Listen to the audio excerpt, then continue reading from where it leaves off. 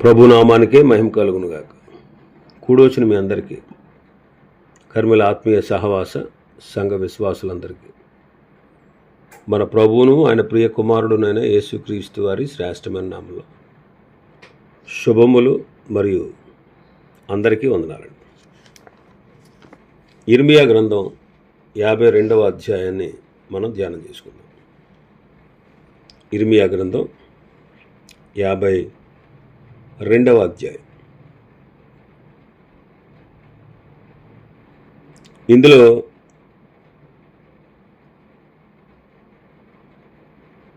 ముఖ్యమైన అంశం ఏంటంటే 14-15 వచనాలు.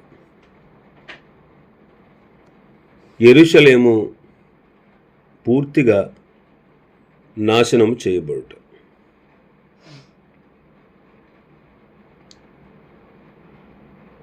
మొదటి 11 వచనాల్లో సిద్కియా యొక్క గతిని మనం చూస్తాం. రాజైన సిద్కియా తర్వాత 12వ వచనం నుంచి యెరూషలేము పడగొట్టబడుట, ప్రజలు మూడవసారి చెరగొనిపోవుట, ఆ తర్వాత యెహోయాకీము యొక్క విడుదల. ఈ విషయాలు ఈ అధ్యాయంలో మనం చూడవచ్చు. చదువుదాం మొదటి వచనం నుంచి. సిద్కియా ఏలనారంభించినప్పుడు అతడు 21 సంవత్సరముల వాడు. అతడు యెరూషలేములో 11 సంవత్సరములు ఏలాను. అతని తల్లి పేరు హమూటలు. ఈమె లిబ్నా ఊరివాడైన ఇర్మియా కుమార్తె. యెహోయాకీము నడిచిన చెడ్డ నడత ప్రకారంగా సిద్కియాయు యెహోవా దృష్టికి చెడు నడత నడిచాను. యెహోవా కోపపడి తన ఎదుట నుండకుండా వారిని తోలివేయనంతగా ఆ చర్య యెరూషలేములోను యోదాలోను జరిగింది. సిద్కియా బబులోను రాజు మీద తిరుగుబాటు చేయగా అతని ఏలుబడి యందు 9వ సంవత్సరం 10వ నెల 10వ దినమున బబులోను రాజు అయిన నెబుకద్రెజరు తన సైన్యమంతటితో యెరూషలేము మీదకు వచ్చి దానికి ఎదురుగా దండు దిగినప్పుడు పట్టణమునకు చుట్టూ కోటలు కట్టిరి. అలాగు జరుగుగా సిద్కియా ఏలుబడి యందు 11వ సంవత్సరం వరకు పట్టణం ముట్టడిలో ఉంచబడింది. 4వ నెల 9వ దినమున క్షామము పట్టణంలో హెచ్చుగా ఉన్నప్పుడు దేశ ప్రజలకు ఆహారం లేకపోయాను. పట్టణ ప్రాకారములు పడగొట్టబడగా సైనికులందరూ పారిపోయి రాజు తోటకు దాపోయిన 2 గోడల మధ్య ఉన్న దూరపు మార్గమున రాత్రి యందు పట్టణంలో నుండి బయలువెళ్ళిరి. కల్దీయులు పట్టణమును చుట్టుకొని ఉండగా సైనికులు యోర్దాను నది మార్గంగా తరలిపోయారు. కల్దీయుల దండు సిద్కియా రాజును తరిమి యెరికో మైదానంలో అతను కలుసుకొనగా అతని దండంతయు అతని వద్ద నుండి చెదిరిపోయాను. వారు రాజును పట్టుకొని హమాతు దేశమందలి రిబ్లా పట్టణంలో ఉన్న బబులోను రాజును వద్దకు అతను తీసుకొని పోగా అతడు అచ్చటనే సిద్కియా రాజుకు శిక్ష విధించాను. బబులోను రాజు సిద్కియా కుమారులను అతని కళ్ళు ఎదురు చంపించాను. మరియు అతడు రిబ్లాలో యోధా అధిపతులను అందరినీ చంపించాను. బబులోను రాజు సిద్కియా కనులు ఓడదీయించి 2 సంఖ్యలతో అతను బంధించి బబులోనుకు అతను తీసుకుని పోయి మరణమగు వరకు చెరసాలలో అతనిని పెట్టించాను. సిద్కియా ఏలనారంభించినప్పుడు అతడు 21 సంవత్సరాల వాడు. అతడు యెరూషలేములో 11 సంవత్సరాలు ఏలాడు. ఈ సిద్కియా యోషియా కుమారుడు.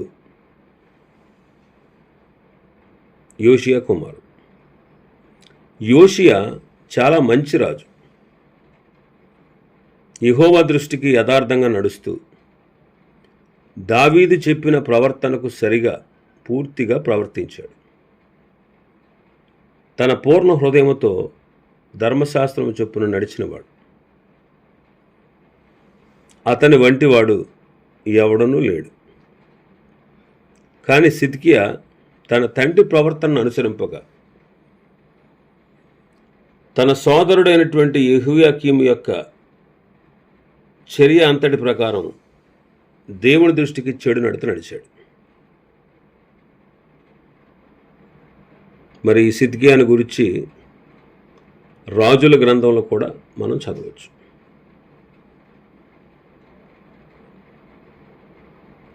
మరి సిద్కియా యొక్క చెడుతనాన్ని బట్టి, యెరూషలేము నివాసుల యొక్క చెడుతనాన్ని బట్టి తమ సముఖము నుండి తోలివేయడానికి దేవుడైన యెహోవా బాబేలు రాజు మీద ఈ సిద్కియా తిరగబడేటట్లుగా చేశాడు. ఆ విషయాలు మేము ఇక్కడ చదువుతున్నాం. తన ఏలుబడిలో 9వ సంవత్సరం 10వ మాసం 10వ దినాన నెబుకద్నెజరు వచ్చి యెరూషలేమును ముట్టడి వేశాడు.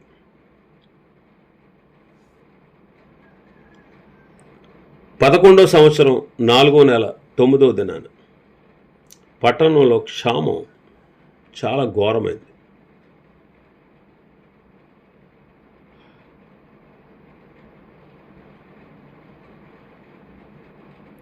రాత్రి అందు రాజు అంటే పట్టణపు గోడలు పడగొట్టబడ్డాయి. కల్దీలు లోపలికి చొరబడ్డారు.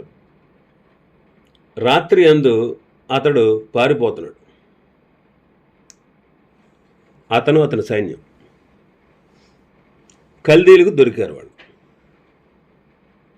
ఆ కల్దీయులు రాజును అతనితో ఉన్న వారిని పట్టుకుని బబులోనుకు తీసుకుని వెళ్ళారు. సిద్కియా కన్నుల ఎదుటే తన కుమారుల్ని ఆ రాజు చంపించి అతని సంఖ్యలతో బంధించి తీసుకువెళ్ళాడు. అతని సంఖ్యలతో బంధించి చెరలోకి తీసుకెళ్ళాడు. బబులోనుకు తీసుకెళ్ళి మరణం అయ్యే వరకు కూడా అతని చెరసాల్లో పెట్టించాడు. సిద్కియా తన తండ్రిని అనుసరించినటువంటి మంచి ప్రవర్తనను అనుసరింపకుండా యెహోవా దృష్టికి చెడు నడత నడిచినందున ఎంతటి ఘోరమైనటువంటి శిక్షకు అతడు గురి కావలసి వచ్చాడు.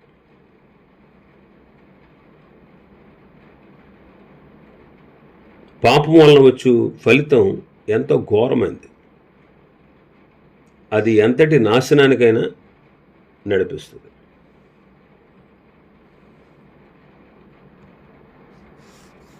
పన్నెండవ వచనం నుంచి మనం చూస్తే 5వ నెల 10వ దినమున అనగా బబులోను రాజైన నెబుకద్నెజరు ఏలుబడి యందు 19వ సంవత్సరమున బబులోను రాజు ఎదుట నిలిచి నెబూజరదానును రాజదేహ సంరక్షకులకు అధిపతి యెరూషలేముకు వచ్చాడు.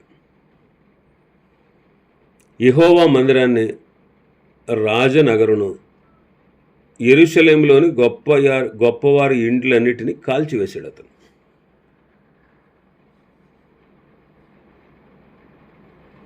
అతనితో పాటు ఉన్న వాళ్ళందరూ కూడా యెరూషలేము చుట్టూ ఉన్న ప్రాకారాలను పడగొట్టారు. అయితే నెబూజరదాను ప్రజల్లో కడుబేదలైన కొందరిని, పట్టణంలో శేషించిన కొదువ ప్రజలను, బబులోను రాజు పక్షమున చేరిన వారిని, గట్టి పనివారిలో శేషించిన వారిని చెరగొనిపోయాడు. బేదలైన వారిని మాత్రమే పట్టణంలో కొంతమందిని ఉంచాడు. ఎందుకంటే వారు ద్రాక్షావనంలో చక్కపరచడానికి, సేద్యం చేయడానికి కడుబేదల్లో కొందరిని ఉంచాడు. యెహోవా మందిరంలో ఉన్నటువంటి ఇత్తడి స్తంభాలని, మట్లను, ఇత్తడి సముద్రాన్ని కల్దీలు తునకలుగా కొట్టించి ఆ ఇత్తడంతా కూడా బబులోనుకు తీసుకుపోయారు. బిందెలు, కుండలు, కత్తెరలు, గిన్నెలు, గరిటెలు, యాజకులు సేవ చేసే ఇత్తడి ఉపకరణాలన్నిటినీ తీసుకుని పోయారు. పళ్ళెములు, దోపార్తులు, గిన్నెలు, పాత్రలు, బంగారు వాటిని బంగారమునకు, బంగారమునకును వెండి వాటికి వెండిని చేర్చుకుని అతను తీసుకెళ్ళిపోయాడు. రాజైన సొలొమోను యెహోవా మందిరమును చేయించిన 2 స్తంభాలు సముద్రము, 12 ఎత్తడి వృషభాలు, వాటన్నిటిని కూడా తొయ్యడం అసాధ్యం కాబట్టి అలాంటి వాటన్నిటిని తీసుకెళ్ళిపోయాడు. ఆ స్తంభాలు ఒకటి 18 మూరల ఎత్తు, 12 మూరల కైవారం, 4 వేళ్లంత దలసరిది, దాని మీద ఎత్తడి పైపేట, ఆ పైపేట 5 మూరలు ఎత్తుగలది. ఇలాగ ఇవన్నీ కూడా తీసుకెళ్ళిపోయాడు.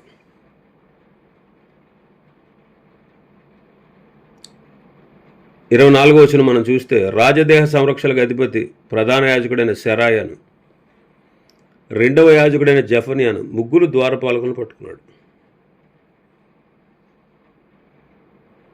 పట్టణంలో నియమింపబడిన ఒక ఉద్యోగస్తుడిని, రాజసన్నిధిలో నిలిచి 7 మనుషులను, దేశ సైన్యాధిపతి అని యొక్క లేఖరిని, పట్టణం మధ్య దొరికిన 60 మంది దేశ ప్రజలను పట్టుకుని, వీరిని పట్టుకుని రిబ్లాలో ఉండినటువంటి బబులోను రాజు దగ్గర తీసుకొచ్చాడు. బబులోను రాజు హమాతు దేశమందలి రిబ్నాల వారిని కొట్టించి చంపి యోధా వారిని తమ దేశంలో నుండి చెరగొనిపోయాడు. తన ఏలుబడి యందు 7వ సంవత్సరంలోనేమో 3,000 మంది, 3,023 మనుషుల్ని తీసుకుపోయాడు. నెబుకద్నెజరు పరిపాలన కాలంలో 18వ సంవత్సరంలో, 7వ సంవత్సరంలో 3,023, 18వ సంవత్సరంలో 832, 23వ సంవత్సరంలో 745 చెరగొని తీసుకెళ్ళిపోయాడు. మొత్తం వాళ్ళంతా 4,600 మంది. ఇలాగా దేశం పాడైపోయింది. ఇక్కడ యెరూషలేములో ఉంచినటువంటి కడు బేదలైన వారి మీద గెదల్యా అనేవాడిని నియమించి, మీరు యెరూషలేములోనే ఉండండి, కల్దీలకు మీరు భయపడకండి, బాబెలు రాజుకు మీరు సేవ చేస్తే మీకు మేలు కలుగుద్ది అని చెప్పాడు. ఈ విషయాన్ని దేవుడు ముందే ఇర్మియా ద్వారా తెలియపరిచాడు.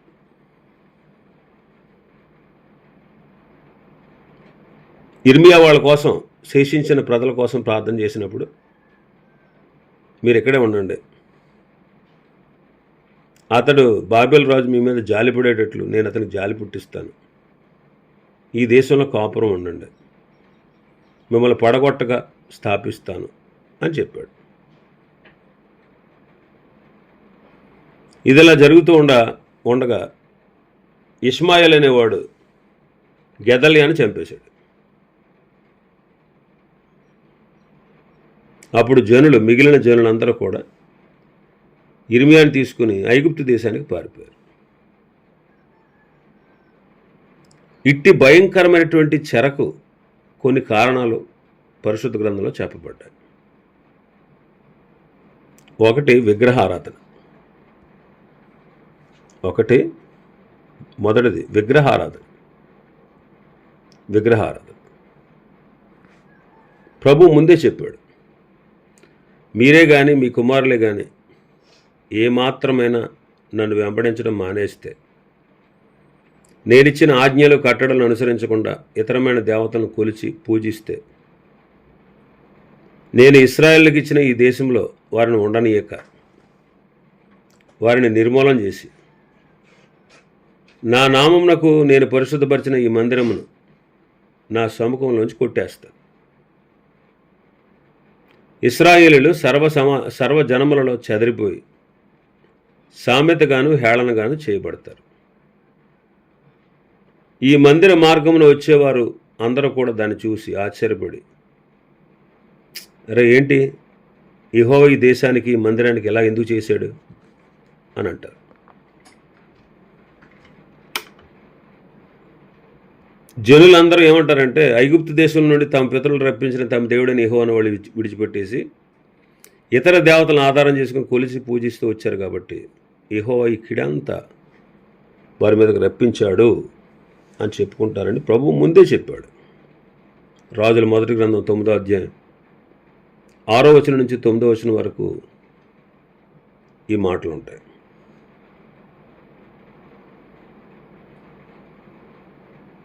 కాబట్టి విగ్రహారాధనను బట్టి చూడండి, సొలొమోను కాలంలో ఇంకా పేటరేగిపోయింది విగ్రహారాధన. ఉన్నత స్థలాల్లో అంటే కొండల మీద అనేకమైన దేవతలకు బలిపీఠాలు కట్టడం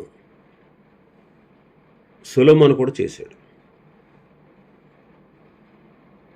రెండవది, రాజుల 2వ గ్రంథం 20వ అధ్యాయం 12వ వచనం నుంచి మనం చూస్తే, బబులోను రాజు హిజ్కియా రోగి అయి ఉండి బాగుపడ్డాడు అనే సంగతి విని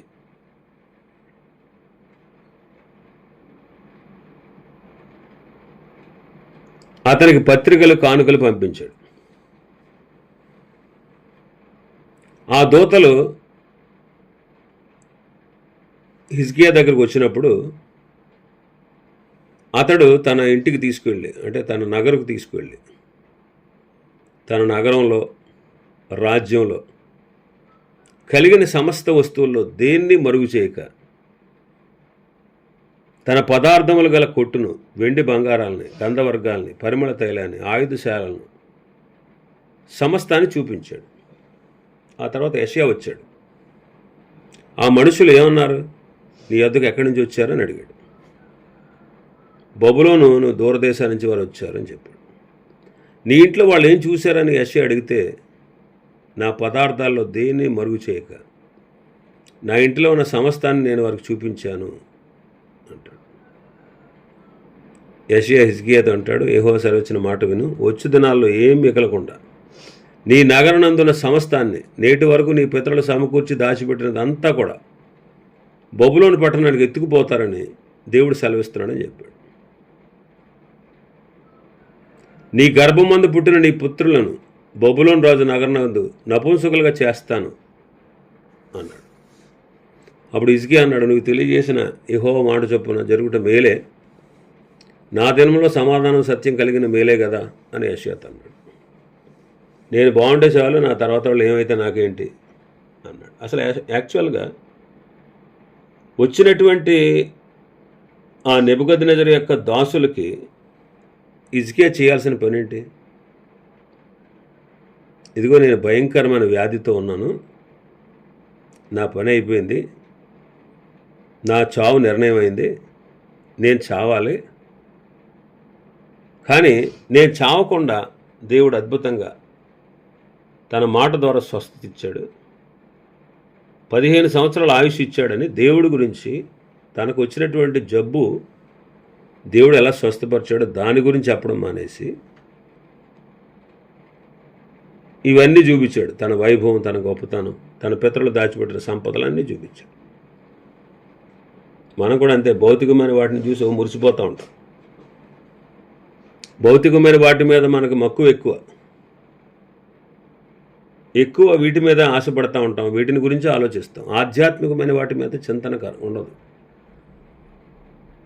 దేవుడు మనకిచ్చిన రక్షణ కంటే కూడా దేవుడు మనకు దయతో ఇచ్చినటువంటి భోగభాగ్యాలను ఎక్కువగా ఎంచుతూ ఉంటాం. మనకు కావాల్సింది కూడా అదే, భోగభాగ్యాలు, అష్టైశ్వర్యాలు, ఆయుధారోగ్యాలు, సుఖ సంపదలు, ఇవే ఎక్కువగా కోరుకుంటాం. ఈ 70-80 సంవత్సరాలు బ్రతకడం కోసం వాటిని మనం గొప్పగా ఎంచుతాం. వాటి గురించే ధ్యాస కలిగి ఉంటాం, వాటి గురించే మనం ఆలోచిస్తాం.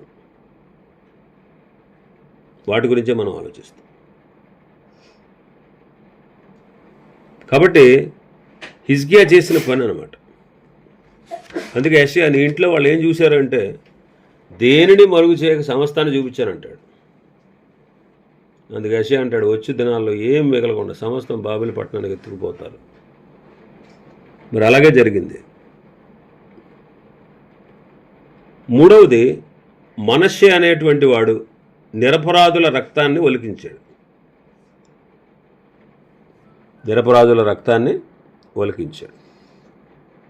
మనష్షే అంటే ఎవరు? హిజ్కియా కుమారుడు. అందుకే దేవుడు మనష్షే చేసినటువంటి హేయమైన కార్యాలను బట్టి, యోధావారు పాపం చేయడానికి కారకుడైన విధానాన్ని బట్టి, వినివారి 2 చెవులు గింగురుమనంత కీడు యెరూషలేము మీదకి, యోధా మీదకి నేను రప్పిస్తాను అని చెప్పాడు.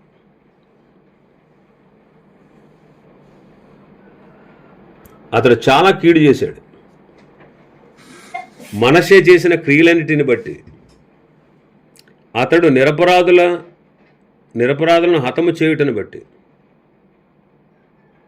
యోధావారు యెహోవా సముఖం నుంచి పారదోలబడినట్లుగా ఆయన ఆజ్ఞ వలన ఇది వారి మీదకి వచ్చింది అని వాక్యంలో చదువుతాం. నిరపరాధుల రక్తంతో యెరూషలేమును నింపేశాడు. అది క్షమించడానికి దేవుడికి మనస్సు లేదంట. కాబట్టి నిరపరాధుల రక్తాన్ని ఒలికించాడు. చాలా హేయమైన కార్యాలు చేశాడు మనష్షే.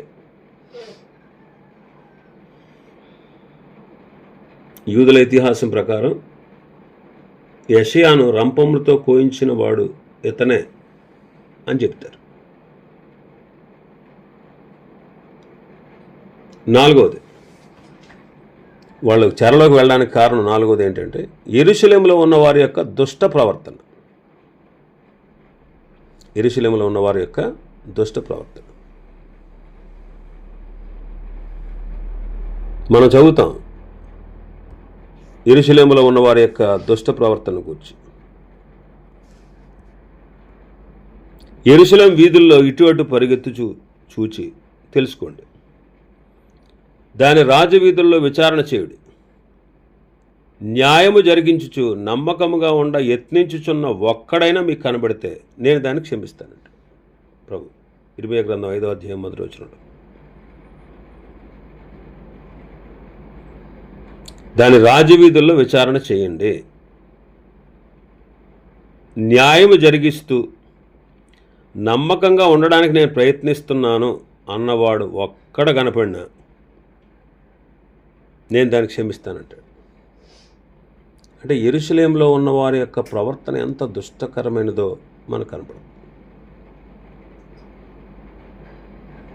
వాళ్ళు వ్యభిచారం చేస్తూ వేశ్యలండలో గుంపులు కూడతారని, వారు బహుగా బలిసిన గుర్రాల వల్ల ప్రతివాడు ఇటు అటు తిరుగులాడుచు తన పొరుగువాని భార్యల వెంబడి సకిలిస్తూ తిరుగుతారని, ఇలాంటి కార్యాలు చేసే వారిని నేను నశింపచేయకుండా ఉంటానా? ఈ స్థలము యెహోవా ఆలయము, ఈ స్థలం యెహోవా ఆలయం అని మీరు చెప్పుకుంటున్నారు, కానీ మీ మార్గాల్ని మీ క్రియలను మీరు చక్కపరుచుకోవట్లేదు.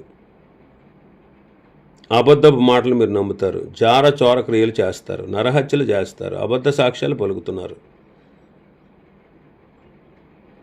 నాదని చాటింపబడుతున్న ఈ మందిరానికి మాత్రం వచ్చి నా సన్నిధిని నిలుస్తూ మేము విడుదల పొందుతాం, మేము దేవుని చేత కాపాడబడతామని చెప్పుకుంటున్నారు. ఈ మందిరం మీ దృష్టికి దొంగల గుహ అయింది. అందుకే నేను షిలోహుకు చేసినట్టు మీకు ఆశ్రయమైన ఈ మందిరానికి కూడా చేస్తాను. ఈ మందిరాన్ని మీ తండ్రులకు నేను ఇచ్చిన స్థలానికి చేస్తాను.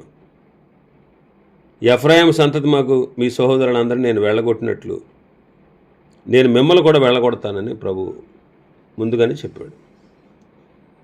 కాబట్టి యెరూషలేములో నివసించున్న వారి చెడుతాను. దాన్ని బట్టి దేశం పాడైపోయింది. చాలా విషయాలు ఉన్నాయి. అసలు యెరూషలేము పట్టణం, దేవుని మందిరం పాడైపోవడానికి గల కారణాలు 4 చెప్పుకున్నాం. ఇంకా మరికొన్ని ఉన్నాయి. వాటిని మనం రేపటి దినం ధ్యానం చేసుకుందాం. దేవుడి వాక్యాన్ని మన వెనుకడిలో ఆశీర్వదించునుగాక. ఆమేన్.